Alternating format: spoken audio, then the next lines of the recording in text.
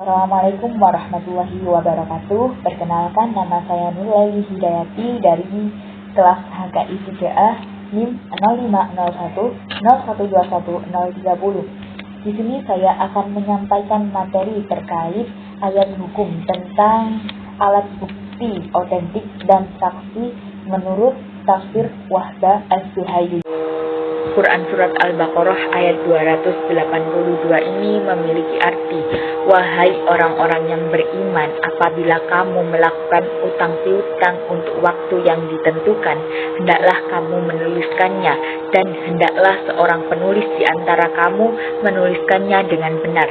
Janganlah penulis menolak untuk menuliskannya sebagaimana Allah mengajarkan kepadanya, maka hendaklah dia menuliskan.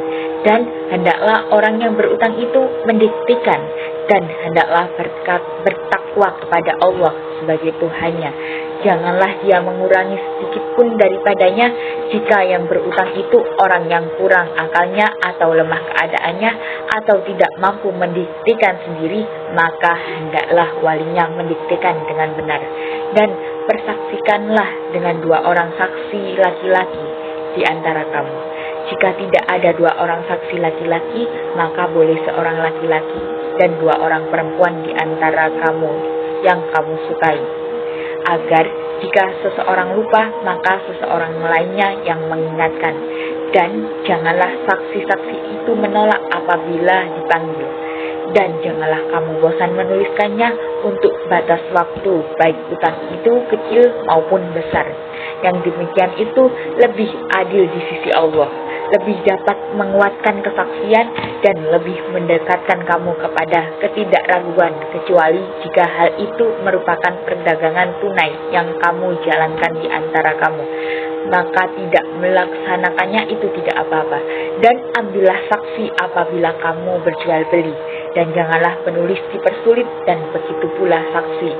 Jika kamu lakukan yang demikian, maka sungguh hal itu suatu kefasikan kepada kamu. Dan bertakwalah kepada Allah. Allah memberikan pengajaran kepadamu, dan sesungguhnya Allah Maha mengetahui segala sesuatu. Namun sebelum beranjak ke pembahasan, ada baiknya kita mengenal dari Wahdah Az-Zuhaili. Wahdah Az-Zuhaili merupakan salah satu ulama ahli tafsir yang bermadzhab Hanafi, karena beliau dibesarkan di lingkungan ulama-ulama Hanafi. Namun beliau tidak fanatik dan menghormati ulama-ulama lainnya. Hal ini dibuktikan dengan penafsiran-penafsiran beliau. Wahdah Az-Zuhaili memberikan penafsiran terhadap Quran Surat Al-Baqarah ayat 282 yang menyerukan kepada orang beriman apabila melakukan transaksi tidak secara tunai, baik itu dalam bentuk jual beli, akad salam pesanan, atau akad utang piutang. Misalnya, menjual sesuatu dengan harga yang tidak langsung dibayar tunai, atau menjual barang yang keberadaannya dijanjikan pada waktu tertentu dengan menjelaskan jenis, bentuk, dan jumlahnya dengan harga yang dibayarkan kemudian, atau yang dikenal dengan akad salam, atau memberikan pinjaman. Jika kalian melakukan transaksi tidak secara tunai seperti ini, maka hendaknya kalian membuat surat tanda bukti atas transaksi tersebut yang dilengkapi dengan penjelasan tempo waktu pelunasan, baik dengan hitungan hari, bulan, maupun tahun, secara jelas dan pasti. Tidak boleh dengan menggunakan waktu yang tidak jelas, misalnya sampai waktu panen menurut mayoritas ulama. Hal ini dikarenakan menulis surat tanda bukti atas transaksi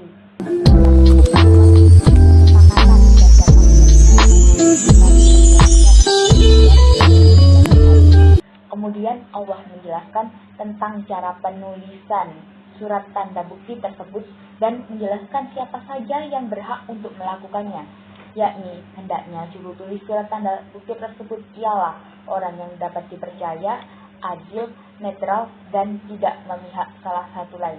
Selain itu, penulis juga hendaknya memahami ilmu fikih, memiliki keberagaman yang baik, cerdas, dan cermat. Ia harus menulis tanpa memihak kepada salah satu pihak.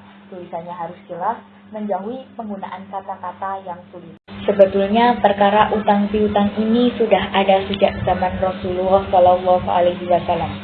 Ketika itu Rasulullah Shallallahu Alaihi Wasallam menegaskan bahwa sesungguhnya utang piutang harus segera diselesaikan. Karena pentingnya melunasi hutang, Rasulullah Shallallahu Alaihi Wasallam pernah mengajarkan kepada sahabatnya yang bernama Abu Umamah, seorang sahabat Rasulullah Shallallahu Alaihi Wasallam yang pernah merasakan kegelisahan akibat terlilit hutang yang tidak bisa dibayar. Suatu ketika Rasulullah melihat dirinya sedang termenung di masjid karena gelisah. Melihat peristiwa tersebut, Rasulullah Shallallahu Alaihi Wasallam merasa iba.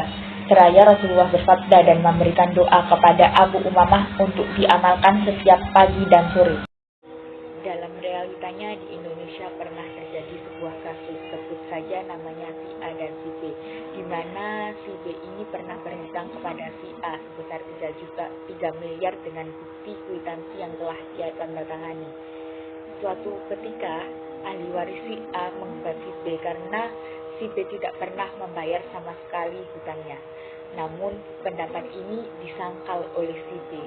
Si B beranggapan bahwa dirinya tidak pernah sedikit pun hutang dan menandatangani kwitansi itu. Sehingga si B melakukan banding ke Pengadilan Tinggi Samarinda pada tahun 2015. Namun permintaan si B ini tidak dikabulkan oleh Pengadilan Tinggi karena tidak adanya bukti yang kuat. Dari kasus demikian menunjukkan bahwa sesungguhnya apa yang diatur dalam Al-Quran itu sangat benar.